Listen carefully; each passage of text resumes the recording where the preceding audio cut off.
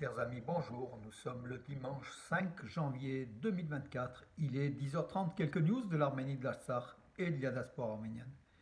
Merci tout d'abord à l'Amicale de Malatya, donc, comme de nombreuses associations qui nous envoient donc des cartes de vœux à l'occasion de l'année 2025.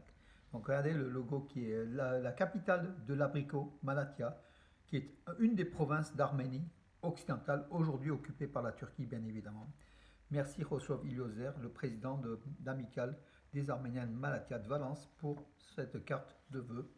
On se retrouvera tout à l'heure, donc à 17h sans doute, donc chez le Badveli, donc le pasteur de l'église évangélique arménienne, avec la fête de Noël, la fête des enfants à Noël. Je posterai d'ailleurs une vidéo avec le Garant Papa, vous verrez, à l'arménienne, donc voilà, chez le Badveli, Hagop Goujikian, voilà, donc rue Salengro à Bourg-les-Valences. C'est à 17h, je vous le signale.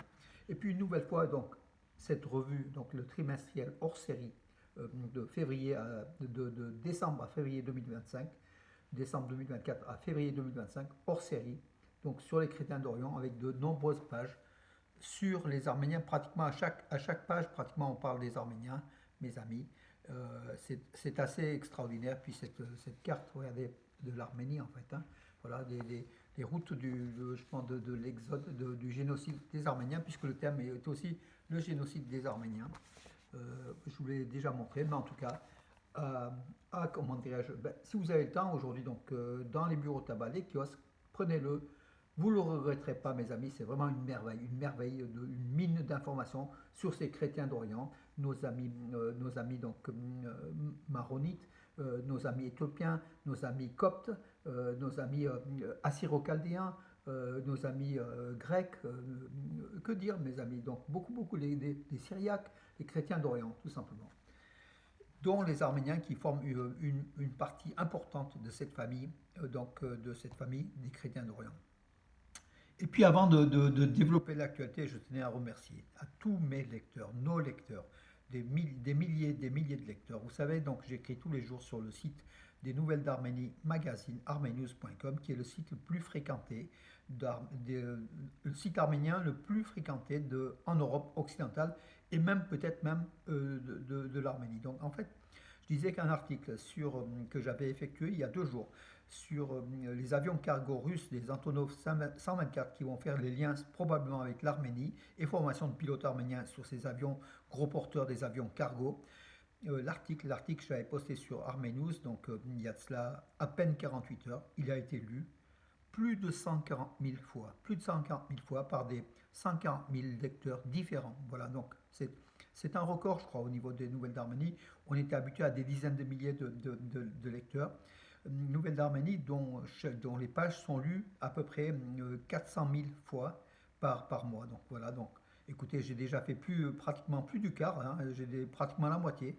Je pense que cet article dépassera même les 200 000 vues.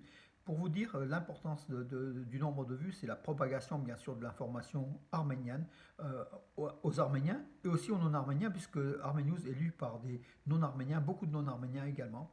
Donc l'important c'est ça, donc plus de 140 000 vues. Je peux vous dire que les journaux donc, nationaux comme Le Monde, Le Figaro, Libération atteignent rarement ces chiffres de lecteurs en fait. Voilà, merci à vous tous et à vous toutes. Merci aussi à Nouvelles d'Arménie d'exister tout simplement et de vous donner des informations souvent gratuites en fait voilà. Puisque moi mes articles je les boucle pas, elles sont lisibles gratuitement sur armenews.com. Merci. Alors, oui, le héros national arménien d'Arménie, Dilan Khachaturian, le général, a été arrêté hier. Il a été arrêté donc par les autorités. Alors, qu'est-ce qu'on reproche à ce général? Lors de la guerre de 44 jours en Artsakh, d'avoir réalisé des fautes qui ont fait subir à l'armée arménienne des défaites. Voilà. Il n'était pas à l'auteur, a priori, ce général. Héros national pourtant, donc Dilan Khachaturian, qui est aujourd'hui en prison. Voilà. Je pense qu'il va, voilà, donc le gouvernement Pachinian lui reproche un certain nombre de choses. Un dossier d'enquête avait été effectué et des dysfonctionnements au sein de l'armée, au sein des troupes qu'il commandait, ce général, ont été remarqués lors de la guerre de 44 jours en Artsakh, qui a permis à l'ennemi de prendre des positions arméniennes et qui a coûté la vie à de nombreux soldats arméniens. Voilà, aussi un général héros national arménien qui est en prison pour avoir quelque part été en dessous de ce qu'on attendait de lui. Voilà. Certains pays suivent avec intérêt ou mécontentement le renforcement des relations entre la Géorgie et l'Azerbaïdjan, affirme le député géorgien Givi Mikhanadze. Donc il affirme qu'effectivement, entre Tbilissi et Bakou, tout va bien et que ça ne plaît pas à certains pays. Écoutez, il peut dire ce qu'il veut en tout cas. Ces relations entre Tbilissi et Bakou, et Ankara aussi, hein, sont biaisées et vous allez voir parce que la région de Marneouli, au sud-est de la Géorgie, est déjà revendiquée par l'Azerbaïdjan, où vit une population aussi azérie. Hein. C'est la frontière entre l'Arménie et la Géorgie et l'Azerbaïdjan, la région de Marneouli.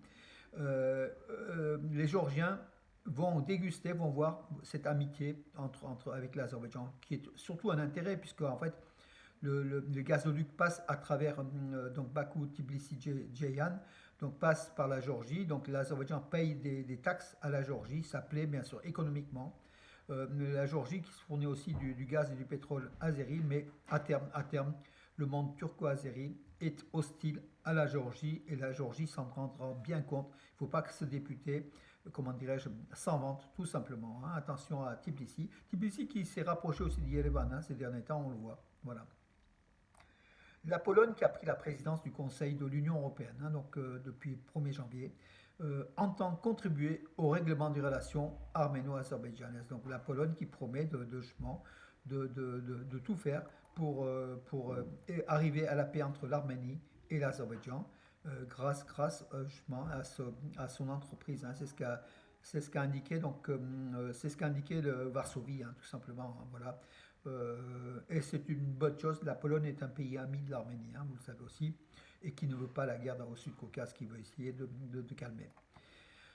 Alors, information entre le sport et puis le fait, pas le fait divers, mais enfin ça plaît à tout le monde. Arman Zaroukian, qui se produira le 19 janvier prochain à Los Angeles face à Islam Makhachev en MMA pour le titre mondial UFC dans les super légers, poids légers.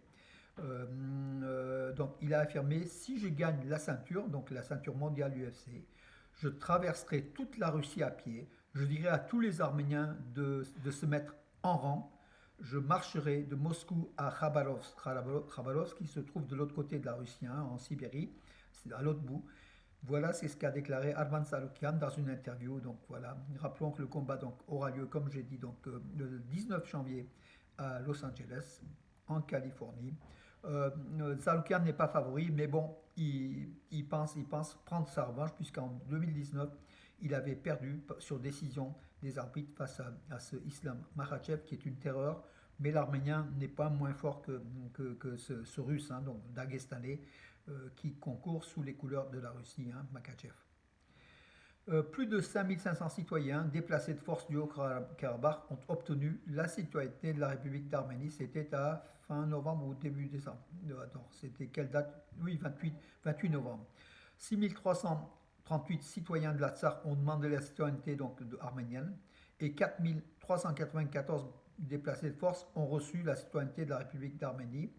Mais donc le mois dernier, 100 000, donc en décembre, 1100 de plus ont obtenu la nationalité. Donc voilà, plus de 5500 aujourd'hui. Alors les enfants ne comptent pas. En fait, les enfants sont sur le compte des parents et ils ne sont pas dans ces chiffres-là. Hein, voilà, donc tout simplement. Alors selon le service des migrations d'Arménie, du ministère de l'Intérieur de l'Arménie, 115 365 personnes ont été déplacées de force de l'Artsakh après septembre 2023, à partir du septembre, en fait, de l'épuration ethnique, hein, qui a commencé le 23 septembre. La plupart d'entre eux se sont installés dans la région de Kodaik au nombre de 20 331, suivi par celle de la région d'Ararat, 14 743, et la région d'Almavir, 10 416. Voilà donc où se trouvent aussi ces Arméniens, ces 115 365, donc à peu près quelques milliers en fait, hein, entre 3 et 5 000 sont partis vers la Russie ou vers d'autres horizons. Voilà, mais en tout cas, plus de 100 000 sont toujours en Arménie et c'est une bonne chose pour les statistiques d'Arménie. Et puis cette population est là pour regagner éventuellement l'Artsakh libéré. ils ont espoir d'un retour en fait. Il faut que effectivement nous tous on croit fort à ce retour des Arméniens en Artsakh. Ils étaient là-bas depuis plus de 3000 ans, ils ont été chassés par Aliyev au prix d'une épuration ethnique. Sont réfugiés en Arménie. Le droit est pour eux, c'est leur sol, c'est leur terre, c'est la terre arménienne de l'Artsakh. Et ils retourneront de toute façon. Voilà. C'est une question de mois, d'années. En tout cas, ils croient fermement. Il faut aussi que le gouvernement Pachinian puisse les aider tout simplement. Et on a l'impression que le gouvernement Pachinian a fermé la page de l'Artsakh. Voilà, c'est malheureux, mais c'est ainsi, mes amis. Voilà, mes amis, écoutez, j'ai fait le tour de l'actualité aujourd'hui. Je vous donne rendez-vous à demain. Rendez-vous donc à 17 h aussi à l'église évangélique arménienne pour le Hantes, le gala de Noël des enfants, avec le grand Baba, le Père Noël. Et puis demain, les informations, mes amis. Bonne journée et à demain. Bon dimanche.